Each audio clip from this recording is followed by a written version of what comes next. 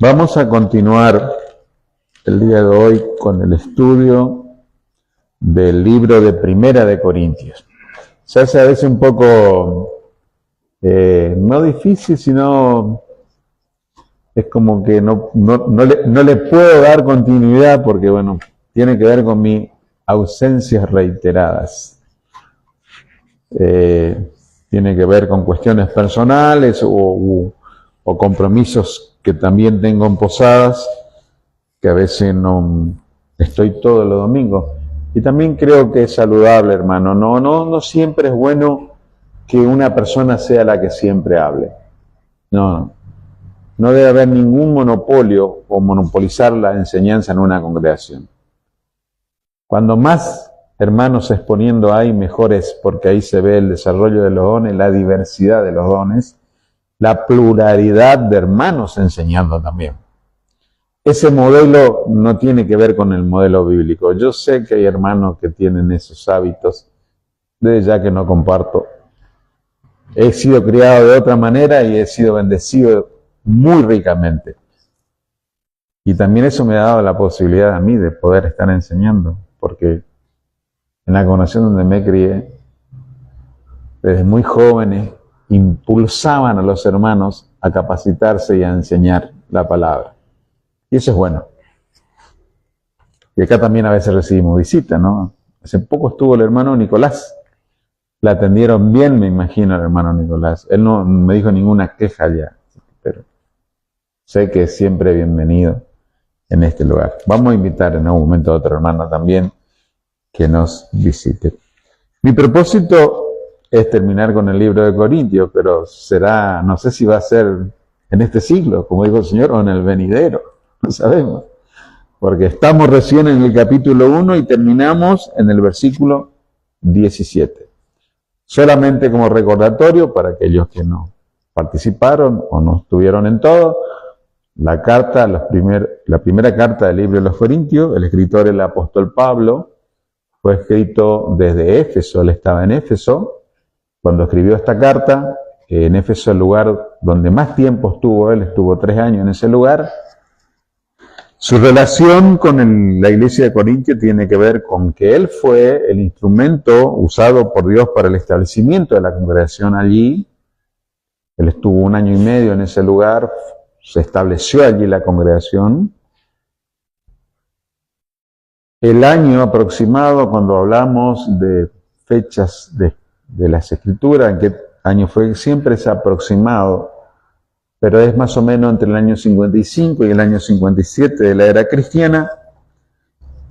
El motivo por el cual Pablo escribe esta carta, más allá del hecho que está en los propósitos eternos y soberanos de Dios, porque ha llegado hasta este tiempo a nuestras manos y es de bendición, pero el motivo en ese momento fue por informe que él recibió de parte de, entendemos, una familia, los de Cloé, está ahí en el capítulo 1, versículo 7, que le informaron de diferentes problemas que estaba atravesando aquella congregación, y también a una carta que él recibió de los hermanos de Corinto, preguntándole por situaciones que ellos necesitaban enseñanza de cómo proceder. Que eso se refleja en el capítulo 7 en adelante, donde Pablo empieza a decir en cuanto a la pregunta que me hicieron, la respuesta es esta. La primera carta en los Corintios es tan amplia en su doctrina que podemos identificar claramente 16 doctrinas. No voy a decirlo ahora porque vamos a estar toda la mañana si le tengo que decir. Pero doctrinas tan fundamentales como es sobre el Espíritu Santo, sobre la cena del Señor, sobre los dones espirituales, sobre la Trinidad, sobre el estado eterno, sobre el hombre, sobre si se casa o no se casa, celibato, casamiento sí, casamiento no. Es amplísimo, sin duda que si analizamos detenidamente vamos a encontrar muchas riquezas en la enseñanza de Primera de Corintios.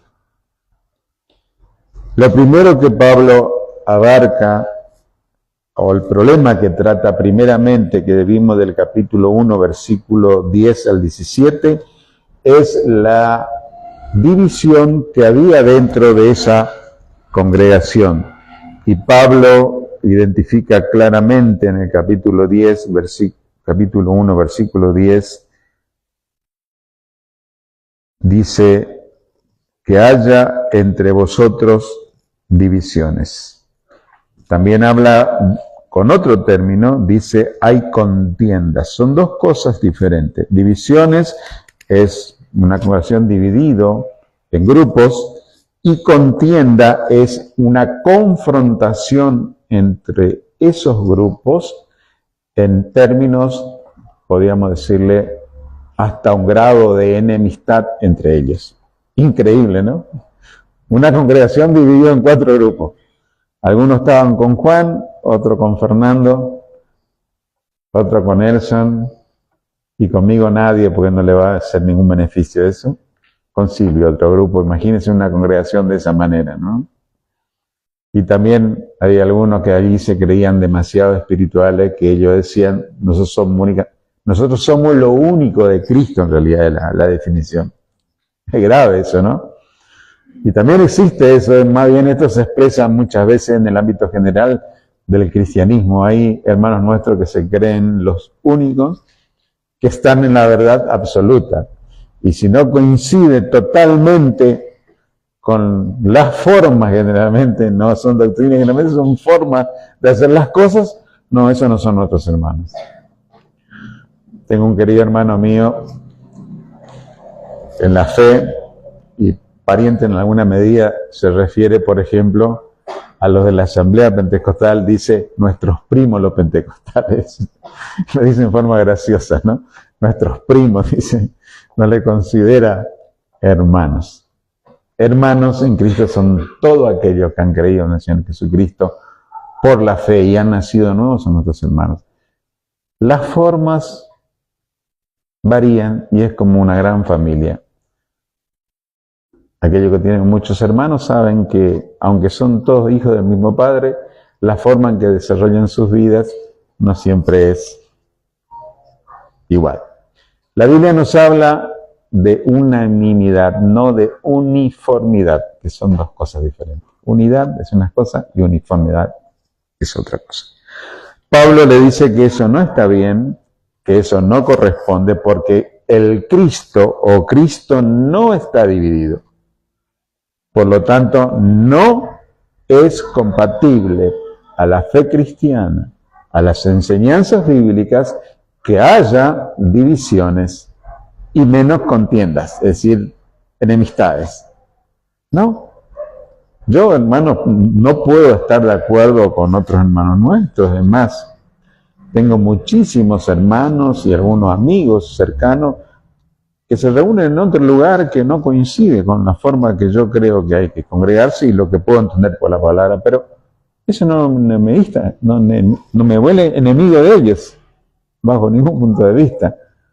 Todo lo contrario, si tengo la oportunidad de hablar con ellos y podemos compartir la palabra y tenemos una actitud amistosa y orando que el Señor les dé luz para que puedan conformarse su vida conforme a la Escritura. Y me imagino que ellos también hacen lo mismo por nosotros. Desde ya yo me reúno en este lugar, pero sin nombrar ninguna denominación, y conozco hermanos de muchas denominaciones que son verdaderamente hermanos. Por eso me refiero a ellos, porque sé que son mis hermanos, porque sé su posición en Cristo, sé de sus vidas. Por eso, hermano, la Biblia nos enseña constantemente a que debemos, hoy se mencionó algo en la cena, de que debemos amarnos entre los hermanos, ¿no? Eso debe ser la regla. No sé cuántos hermanos son en tu familia, pero seguramente no estás de acuerdo con el total de tus hermanos como ser, pero son tus hermanos. Han sido engendrados por el mismo Padre, entonces son tus hermanos. No podés negar esa realidad. Y aunque no te guste, son tus hermanos. Lo mismo es en la vida cristiana y en la iglesia del Señor. Y Pablo termina ese ese párrafo que va hasta el versículo 17,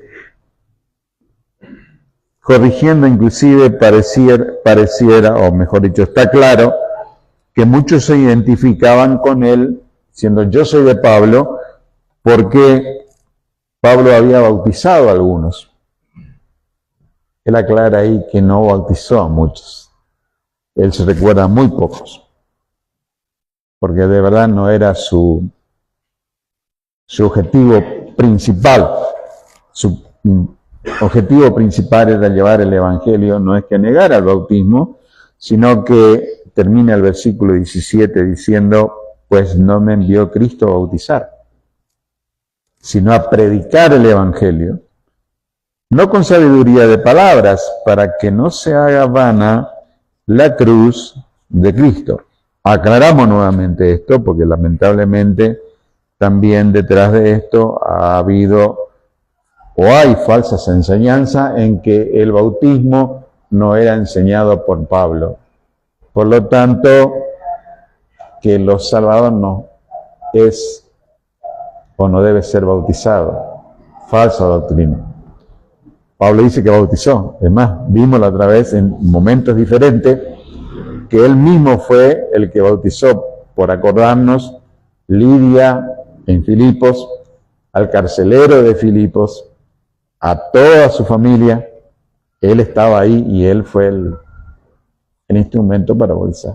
Lo que él dice que su prioridad no es bautizar, o su objetivo primero, sino es predicar el Evangelio, porque por lógica y consecuencia, si no hay predicación del Evangelio, si no hay personas salvadas, el bautismo no tiene razón de ser. Nadie que no haya creído en el Señor Jesucristo como su único y todo suficiente Salvador ha de ser bautizado, porque no le agrega absolutamente nada a su vida. Lo que en realidad le podría agregar es confusión a su vida, porque encontramos o hay infinidad de personas, muchas personas, que están depositando su esperanza eterna del cielo porque fueron bautizados. Uno pregunta, ¿por qué va a ir al cielo cuando muere? Y alguno dice, sí, porque fui bautizado. Ese no es el camino. Eso no es el medio para ir al cielo. Y otros tantos dicen, yo fui bautizado cuando era chico. Es decir, mis padres me bautizaron cuando era chico. Menos aún, porque ni siquiera tenía conciencia ni responsabilidad sobre lo que estaba haciendo. El bautismo es un acto ritual, es un ritual para aquellos que han creído en el Señor Jesucristo como su Salvador personal, arrepentido de sus pecados, deposita su fe en el Señor Jesucristo y esa persona es salva eternamente y para siempre. Y el bautismo es el acto visible delante de los hombres de aquello que ha sucedido en su interior, que se han identificado con Cristo, y que como Cristo murió y resucitó para vivir una vida glorificada, Él también muere a la antigua vida sin Cristo para vivir una nueva vida. Un simbolismo, nada más. Pablo por eso no tenía su prioridad en bautizar, sino su prioridad era llevar el Evangelio. Ese es el orden de las cosas. Lo enseñó el Señor cuando dio la gran comisión. Vayan, prediquen, hagan discípulos a la gente, después bautícenle y después enséñenle que guarden todas las cosas. Esos son el orden. 3 cosas. Creer en el Señor Jesucristo, ser discípulo, seguidor de Cristo, bautismo y después enseñándole que guarden todas las cosas. Ese término enseñándole justamente es un presente continuo, porque después toda la vida del cristiano estamos siendo enseñados. Seguimos enseñando. Y seguimos necesitando ser enseñados. ¿Quién puede decir aquí yo ya sé todo? Bueno, esa es su primera ignorancia, ¿no? Al decir eso. Necesitamos. Entonces, eso era Pablo. Ahora Pablo, como continuando con el tema que él dice que ha sido prioridad para él, que es predicar el Evangelio, porque el llamado, su gran comisión dado por el Señor Jesucristo fue a predicar. Si conocemos su testimonio, que está expresado allí en el libro de los Hechos, capítulo 9 en adelante, cuando él es confrontado por el Señor camino a Damasco y es llamado como apóstol, él fue llamado a llevar el Evangelio a las naciones y particularmente a los gentiles. Es el apóstol a los gentiles. No es que no predicara a los judíos, pero él tenía un propósito. Nos adentramos ahora en el capítulo 18 en adelante, que va del capítulo 1, versículo 18, vamos a dividirlo de esta manera, hasta el versículo 26 o 29, 28, 29. Pero como vamos a tratar versículo por versículo, vamos a tratar el versículo 18 en esta mañana. Vamos a decir, podemos concluir con el versículo 18 en esta mañana. Dice así la palabra del Señor: porque la palabra de la cruz es locura a los que se pierden, pero a los que se salvan, esto es, a nosotros, es poder de Dios. Fíjense que Pablo empieza, o tenemos aquí registrado en el versículo 18, con una frase de conexión. Dice, porque. Es decir, hay una continuidad a lo que él ha terminado de decir en el versículo 17. ¿Qué terminó de decir en el versículo 17? Que cuando él fue allí a predicar, que su predicación del Evangelio no fue con sabiduría de palabras, para que no se haga vana la cruz de Cristo. ¿Qué es esto? Definimos la otra vez. Vana la cruz de Cristo significa hacer ineficaz, perder poder. Pablo dice en el versículo 17 que él no empleó palabras de humana sabiduría, sino que fue sencillamente llevando el mensaje de la cruz, de la obra de Cristo en la cruz, con total dedicación, y dice más adelante que lo hizo realmente con temor y reverencia, y no usando artimañas filosóficas que en ese tiempo estaba tan en boga. Corintios era muy influenciado por la filosofía griega, sino que el mensaje era Cristo y a este crucificado. Y no usó artimañas de palabra para que el mensaje de la cruz, el mensaje de la obra de Cristo en la cruz, no fuera ineficaz. El versículo 18, como dije, empieza con una palabra de conexión. Dice, porque la palabra de la cruz. La palabra de la cruz no es meramente el mensaje que se expresa, sino el mensaje de la cruz. El mensaje de la cruz es que Dios amó al mundo y, viendo la incapacidad del hombre de salvarse, envió a su Hijo Jesucristo a morir en la cruz. En forma muy sintética, eso es la palabra o el mensaje de Dios a través de la obra de Cristo en la cruz. Creo que mayoritariamente sabemos el versículo de Juan 3:16, porque de tal manera amó Dios al mundo que ha dado a su Hijo unigénito, para que todo aquel que en él crea no se pierda, mas tenga vida eterna. ¿Dónde se demostró que Dios dio a su Hijo para que muriera por los hombres? En la cruz. Por eso Pablo dice, la palabra de la cruz, el mensaje de la obra de Cristo en la cruz.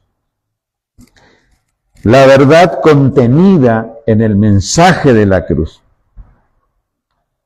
La cruz, como un elemento en sí mismo, ha pasado a ser, desde la obra de Cristo para acá,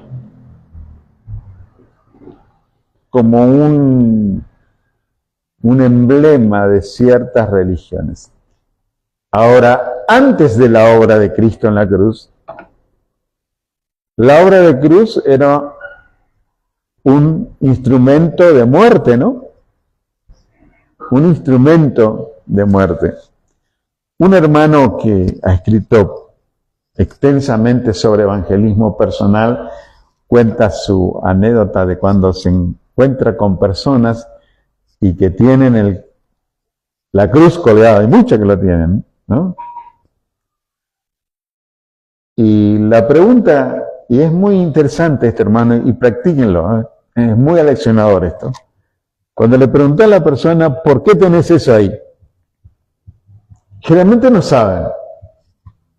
Generalmente no saben. O si te dicen algo, es bastante liviano su argumento. Te dice, porque esto representa mi religión. Raro, ¿no? Pero la cruz es un instrumento de muerte.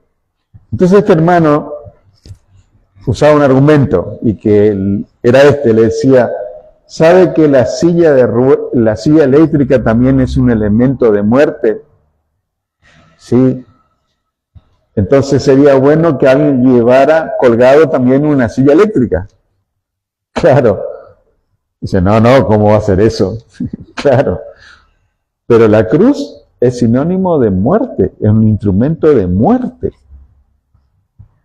Los romanos impusieron a los países que conquistaba a crucificar a los hombres como la muerte más cruel. Y es tanto así que ellos no crucificaban a los romanos. Y los griegos lo tenían por ley prohibido que esos ejecutaran. Pero los romanos hacían en los países donde conquistaban para dar un mensaje aleccionador, para que nadie se le ocurra hacer delito que iba a terminar así. Ahora, los romanos aplicaron esa muerte a los peores, ¿no? Y el Señor fue colgado allí. Entonces, el instrumento de la cruz, el elemento de la cruz, no es lo esencial, sino que cuando la palabra de Dios, y aquí Pablo dice, porque la palabra de la cruz es el mensaje que viene a través de la obra de Cristo en la cruz, lo que Dios hizo a favor del mundo en la cruz. ¿Se entiende? El mensaje o la palabra de la cruz. Por eso Pablo dice más adelante, cuando yo fui a vosotros no quise saber nada entre vosotros que no sea a Cristo y a este crucificado. Ese es el mensaje. Ese es el mensaje actual para el hombre actual. Dios amó al mundo y dio a su Hijo unigénito y Él murió en la cruz para pagar la deuda que tú ni nadie podía pagar. Cristo pagó en la cruz. Ahora Él dice que este mensaje de la cruz es locura para los que se pierden. Una locura. Para los que se pierden. La traducción más correcta es para los que se están perdiendo. Sería la definición más exacta. El mensaje de que Dios amó al mundo y dio a su Hijo para que muriera en la cruz es una locura para el que se está perdiendo. La palabra locura tiene varias acepciones, como ser absurdo, es un disparate, es una necedad, es una simpleza. Esta palabra aparece 5 veces en el Nuevo Testamento. Locura. Y coincidentemente, las 5 veces lo utiliza el apóstol Pablo y las 5 veces lo usa en Corinto, en la carta a los Corintios, únicamente. Según los filósofos griegos, esta palabra, locura, es falta de juicio o un trastorno mental que se apodera del hombre, ¿no? Alguien que no está bien en sus cabales. Afirmar que Dios amó al mundo y dio a su Hijo para que muriera en la cruz. En el libro de los Hechos encontramos, cuando Pablo llega a Atenas, que previo de llegar a Corintio, capítulo 17 del libro de los Hechos, Pablo llega a esa ciudad y dice que estando en la ciudad, vio una ciudad que estaba sumida en la idolatría. Es decir, si creemos que Paraguay es idólatra o que Argentina es idólatra, los atenienses eran peores. Tanto es así que habían edificado un lugar que decía al Dios no conocido. Es decir, por la duda de que algún Dios de su imaginación se haya escapado, hicieron uno. Dice que Pablo ardía en su corazón de ver una ciudad, cuna de la cultura griega, nada más ni nada menos que Atenas, pero sin embargo tan idólatra. Y bueno, tuvo la oportunidad, cuando le escucharon hablar y le llevaron al Areópago, lugar donde exponían los filósofos de ese tiempo, que estaban muy preocupados en escuchar cosas nuevas, dice ahí. Bueno, la filosofía griega siempre estuvo buscando el sentido de la vida, de dónde proviene el hombre, a dónde va, cuál es el fin del hombre. Y Pablo va a predicar allá, ¿no? Y cuando él habló de que Cristo murió en la cruz y que resucitó de los muertos y que un día va a ser el juez, ¿qué le pareció a los griegos? Estaban allí. Es un tonto que está hablando acá. Le dijeron, vete Pablo, después te vamos a oír otro día. No, basta de decir tonteras, más o menos le dijeron, ¿no? Es locura para lo que se pierde. Hermanos, verdaderamente, si no fuera por la obra de Cristo, de Dios, obrando por su Espíritu Santo, quien es que convence al hombre de su verdadera necesidad, este mensaje de que Dios amó al hombre y dio a su Hijo a morir en la cruz, es una locura. Y particularmente para los que se pierden, dice Pablo, se están perdiendo. A veces nosotros tomamos nuestra posición, a quienes que ya hemos creído en el Señor Jesucristo, y nos encontramos con personas a quienes hablamos de esta hermosa noticia, como significa el Evangelio verdaderamente, y decimos, pero ¿cómo puede ser que no crea algo que para nosotros es tan bueno y hasta, podemos decir, hasta sencillo para nosotros? ¿Cuál es la diferencia? O yo soy muy despierto y el otro es muy dormido, como decimos los argentinos, que no se está dando cuenta de esto. ¿Qué pasa? Hermanos, ¿saben qué? Eso demuestra una de las grandes verdades, que el hombre no puede despertarse o abrir sus ojos a su necesidad y al remedio a su necesidad de salvación, sino es a través de la obra del Espíritu Santo. Dijo el Señor que cuando Él venga, Él convencerá al mundo de pecado, es decir, de su condición de pecado, de su necesidad, y que van a ser enjuiciados un día por esa situación. Pablo dice que la palabra, el mensaje de la cruz, es locura a los que se están perdiendo. Están transitando un sendero de destrucción y no se dan cuenta. Aunque escuchen el mensaje, no se dan cuenta. Ahora, el apóstol Pablo, escribiendo a los Corintios en su segunda carta, capítulo 4, versículo 3, dice lo siguiente: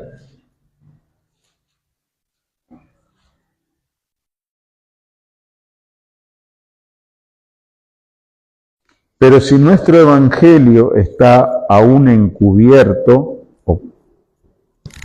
o velado, entre los que se pierden está encubierto, en los cuales el Dios de este siglo cegó el entendimiento de los incrédulos, para que no les resplandezca la luz del evangelio de la gloria de Dios, el cual es la imagen de Dios, el cual es la imagen de Dios.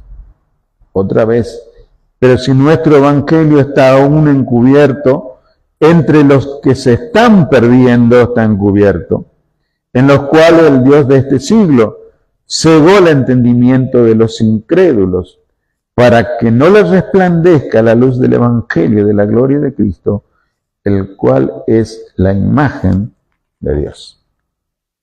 La palabra cegó es quitar.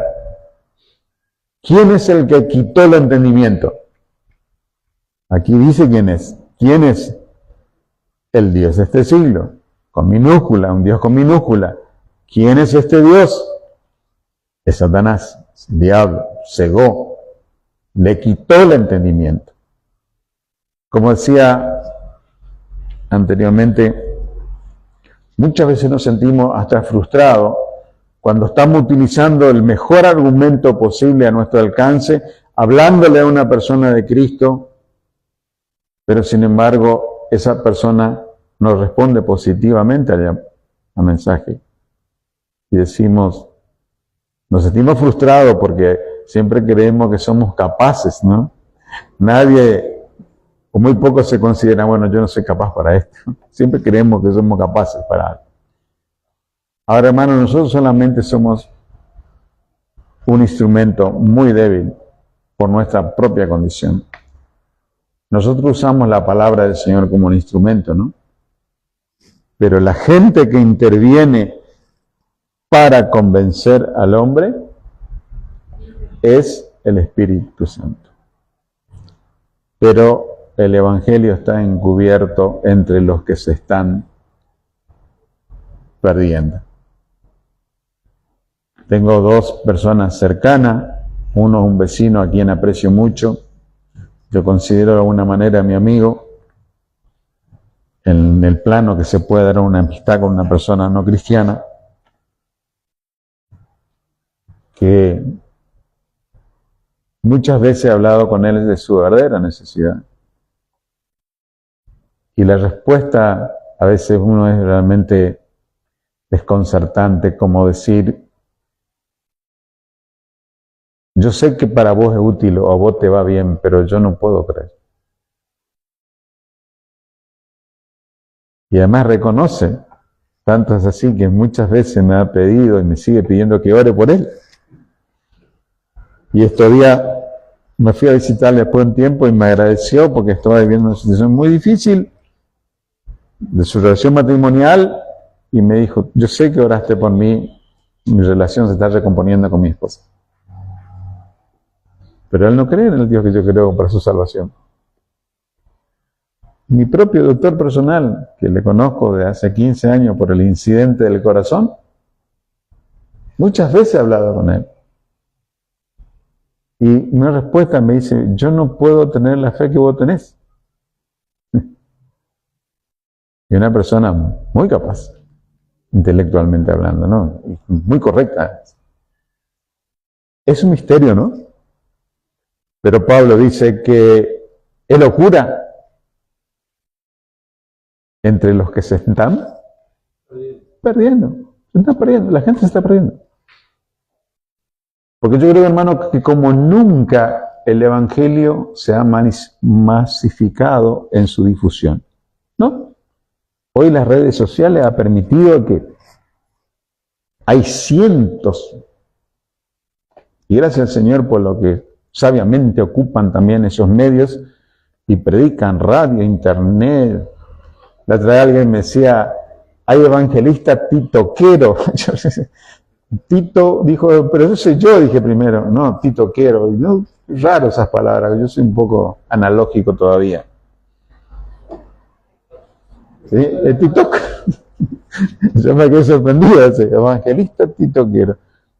Hermano, yo tengo mi reparo con respecto a algunas cosas ahí, pero me alegro, como dijo Pablo, que por contienda, por vanagloria o lo que sea, el evangelio se predique. Porque el hombre cada vez está haciendo más sin excusa con eso, ¿no? Bueno, ninguno va a ir al infierno argumentando excusa en contra del Señor. Sin duda eso va a ser así. El que va al infierno no va a tener reparo.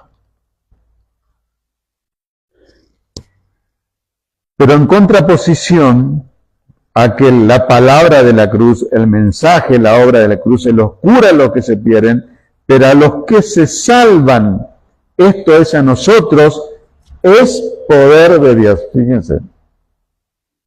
Qué contraste, ¿no? Tontera, como dijimos, algo insensato, algo sin sentido, pero sin embargo, para los que se salvan, también aquí la traducción más correcta es los que se están salvando, esto es a nosotros, es poder de Dios. Es poder de Dios.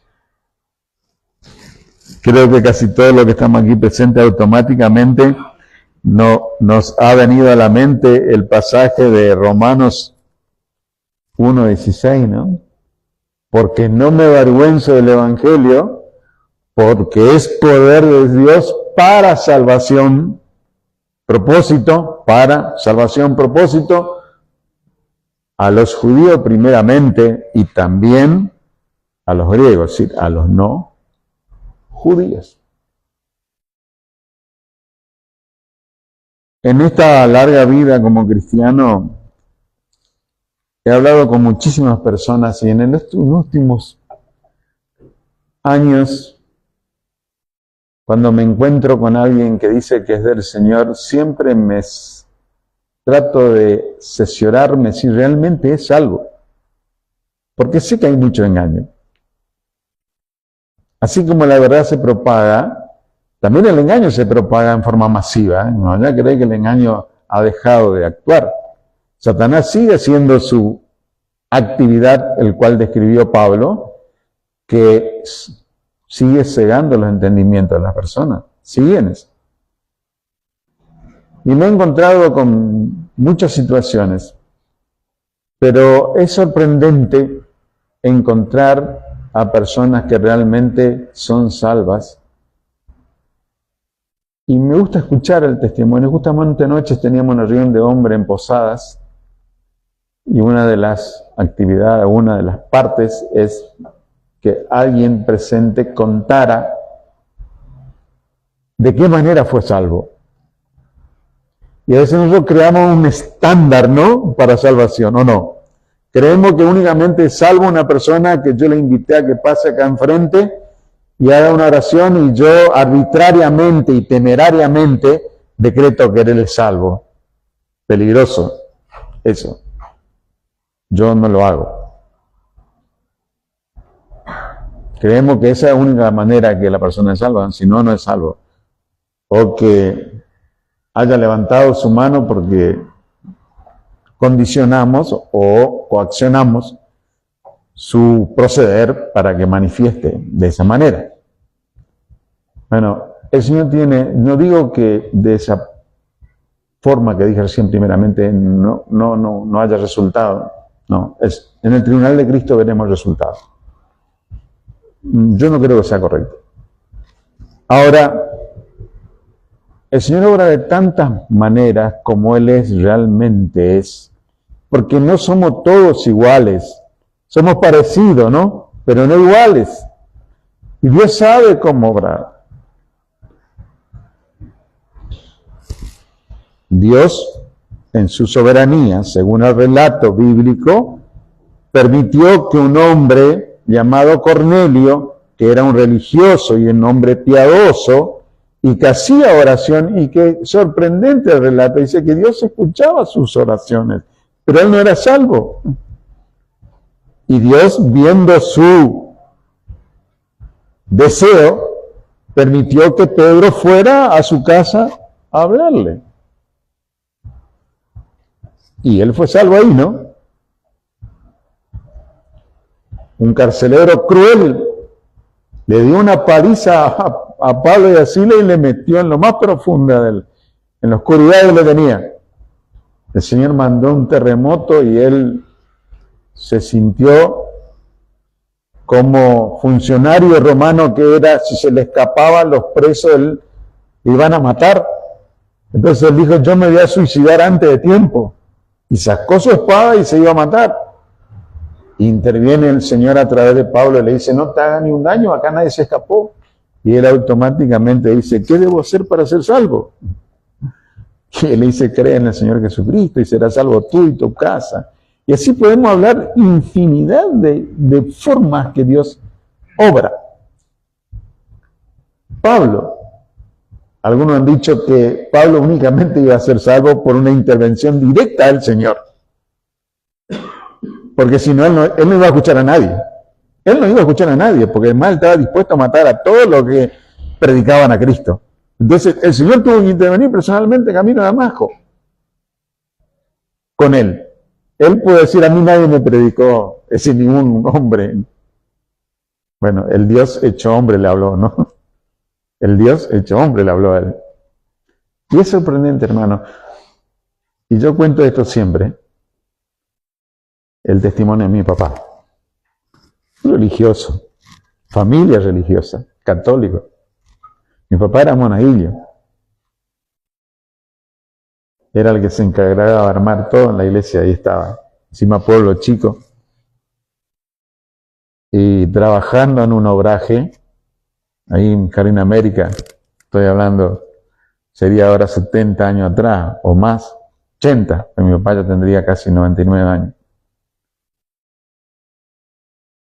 Y una cuestión de clima le impidió que sigan trabajando. Y él tenía un compañero que estaba con él. Y como estaban en el obraje, estaban en un departamento, en obrajes, choza que hacían ahí en el monte. Su compañero estaba leyendo un libro.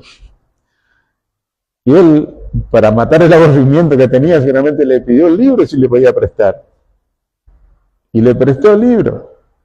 Y el libro era el pequeño libro de los Gedeones.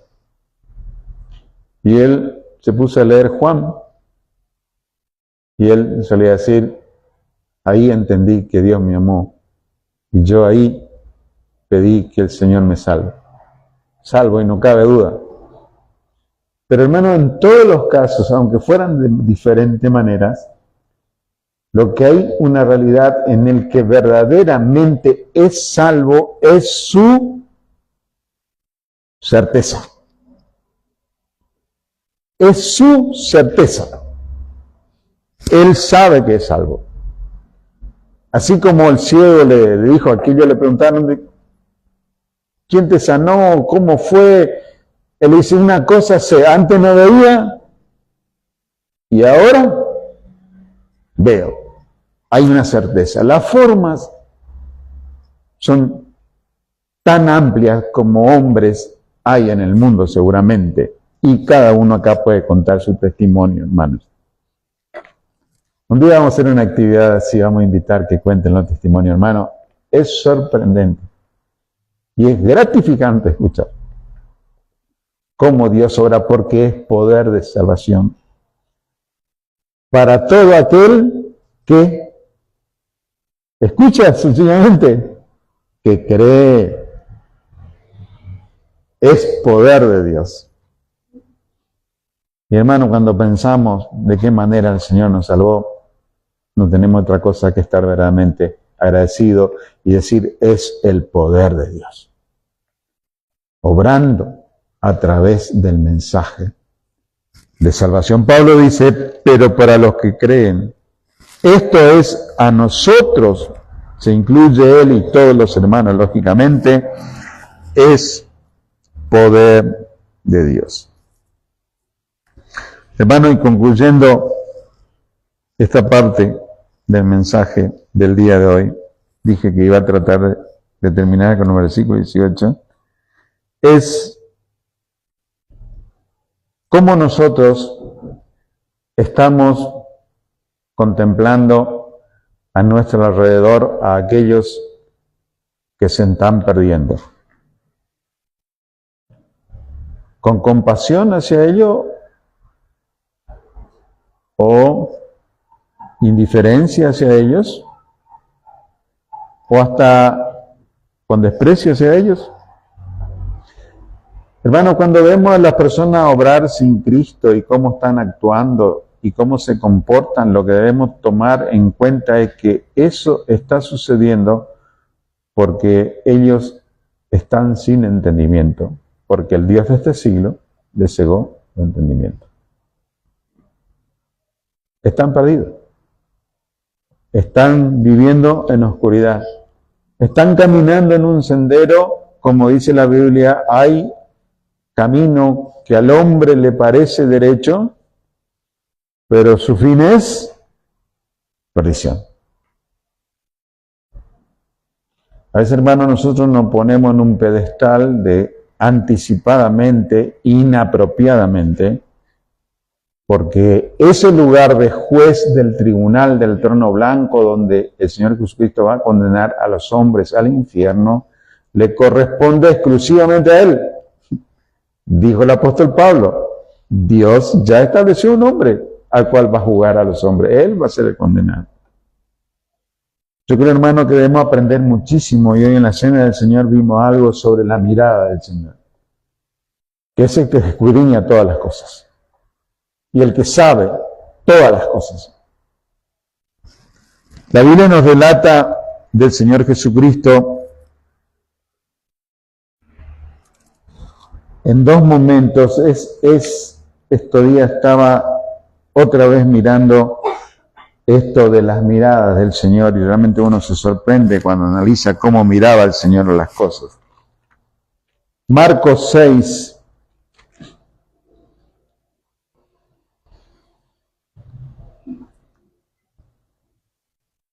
versículo 34.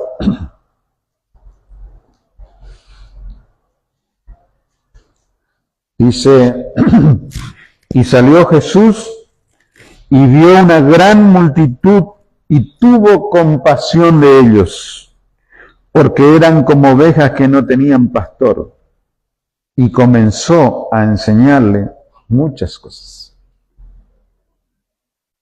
Dice el profeta Isaías que como oveja cada cual se apartó por su camino, es decir, perdido. El Señor vio a aquella multitud y lo vio como oveja sin pastor y tuvo compasión de ellos. No lo miró con desprecio, ¿no? Ni con indiferencia, sino tuvo compasión de ellos y comenzó a enseñarles todo, ¿no? En el mismo libro, capítulo 10, hay un encuentro muy particular de un hombre religioso, aquel joven que fue al encuentro del Señor con la pregunta, ¿qué haré para heredar la vida eterna?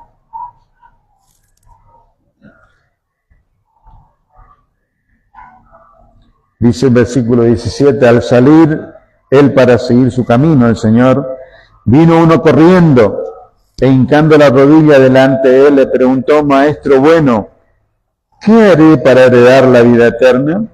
Jesús le dijo, ¿por qué me llamas bueno?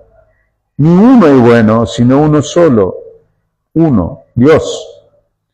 Los mandamientos sabes, no adulteres, no mates, no hurtes, no digas falsos testimonios, no defraudes, honra a tu padre y a tu madre.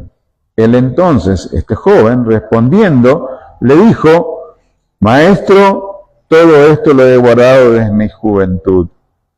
Entonces Jesús, mirándole, le amó y le dijo, una cosa te falta.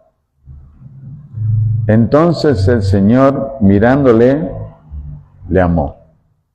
¿Cómo nosotros trataríamos con un religioso que presumiera como presumía que había guardado toda la ley para ser salvo? No, nos causaría algo de enojo, nos diríamos, la salvación es por gracia, no por obra, le diríamos. Lo que te estoy mostrando es que no puedes cumplir, sencillamente. Lo que el Señor hizo es mostrarle que él no podía cumplir. Y le confrontó con algo tan sensible para él, que era su dinero. Si era idólatra, tenía un Dios que era su dinero, porque cuando el Señor le tocó el dinero, que él venda todo lo que tiene y de él los pobres, dice que él se fue muy triste porque tenía muchas riquezas. Pero el Señor, mirándole, le amó. Hermanos, esa mirada tenemos que recuperar del Señor hacia la gente que nos rodea, hacia los perdidos. ¿Nos cuesta? Sí, creo nos cuesta. Como dije anteriormente, muchas veces nos ponemos en un pedestal en el cual nosotros no tenemos por qué estar ahí. Sencillamente tenemos que entender que locura es el Evangelio para los que se están perdiendo. Y que el Dios de este siglo cegó el entendimiento. Para nosotros lo que hemos creído en el Señor Jesucristo es poder de Dios y es real y efectivo para nosotros, porque la palabra poder de Dios de Romanos 1:16, la palabra es dinamos o dinamus en su original, que significa un poder generador, no dinamita, no, un poder generador que genera una nueva vida en Cristo. Y además, que nosotros no nos estamos perdiendo como ellos, es porque Dios ha tenido misericordia de nosotros y ha obrado en su gracia, instrumentando los medios, las circunstancias y las maneras para que nosotros se nos sacara la cubierta, el velo que no nos impedía ver que Cristo nos amó y murió por nosotros y necesitábamos salvación. La palabra de la cruz, el mensaje de la cruz, es locura entre los que se pierden, pero es poder de Dios y gloria de Dios entre nosotros que ya hemos sido salvos. Pablo tuvo una experiencia muy fuerte en 1 Corintios. Si leemos capítulo 18 del libro de los Hechos, él encontró ahí también una ciudad tremendamente perdida. No solamente eran idólatras, eran perversos de todos los tipos. Después vemos en capítulo 6 de 1 Corintios, él les recuerda el pasado de lo que ellos eran. Eran tremendos en lo que estaban ellos. Y él estaba allí, dice, con mucho temor y angustia. Y dice en el capítulo 18 que un ángel del Señor se le apareció en sueño y le dijo, no temas, porque yo tengo, nadie te va a hacer daño, y yo tengo mucho pueblo en este lugar. Bueno, Corintio era Sodoma y Gomorra de ese tiempo, era lo peor que había. Pero Dios tenía pueblo ahí. Y Dios sigue teniendo pueblo ahora y aquí y en este lugar, porque mientras esté la iglesia en el mundo, hay todavía oportunidad de salvación. Y nosotros somos los instrumentos para predicar el poder del Evangelio, de las buenas nuevas, que Dios ama y salva al hombre que se arrepiente. Oremos. Señor, te damos gracias por este tiempo que hemos podido compartir. Gracias porque tenemos este lugar que tú nos has concedido. Gracias por la libertad que existe en este país para poder reunirnos. Gracias porque tu palabra está en nuestras manos. Gracias porque tu Espíritu Santo está en nosotros y en medio de nosotros para iluminar nuestro entendimiento, para comprender tu palabra. Señor, te damos gracias por aquellos que ya hemos sido salvos y es real y efectivo para nosotros que tu mensaje, la palabra, el mensaje de tu amor expresado en la obra de Cristo en la cruz, es poder tuyo. pero también miramos a nuestro alrededor y vemos a personas que desprecian tu mensaje. Mueve a nosotros el sentir que hubo en Cristo Jesús, de mirar con compasión a los perdidos y con amor, y en lo que nosotros podamos, seamos instrumento de llevarle el mensaje de salvación confiando en la obra de tu Espíritu Santo, que es el que lleva al hombre al arrepentimiento y a la fe. Bendice esta congregación en sus proyectos. Guárdanos ahora al salir de este lugar. En el nombre de tu Hijo Jesucristo oramos. Amén.